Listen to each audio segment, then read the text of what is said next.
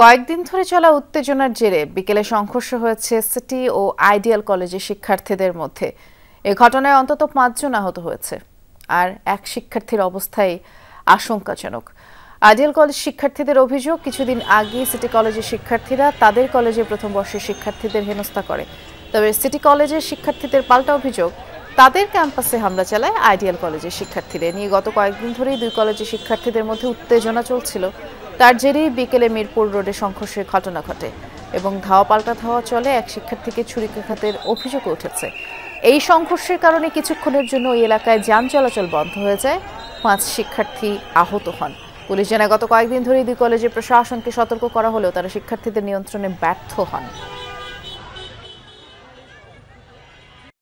আজকে সকালে আমাদের ছোট ভাইরা আসছিল কলেজে এক্সাম দিতে আসার সময় সেম ঘটনা সায়েন্স ল্যাবে আমাদের ছোট ভাইদেরকে মারা হয়েছে। এটা আমাদের জন্য ক্ষতি, প্রতিষ্ঠানের জন্য ক্ষতি, পড়াশোনার জন্য ক্ষতি। আমাদের যে একজন ফ্রেন্ডকে আঘাত করা হয়েছে, ছুরি আঘাত, তো আমরা এইটুকু চাই না যে ওটার আহামরি, আমরা চাই ওই যে ছেলে আঘাত করছে, আমার মনে হয় সাধারণ শিক্ষার্থীর কাজ।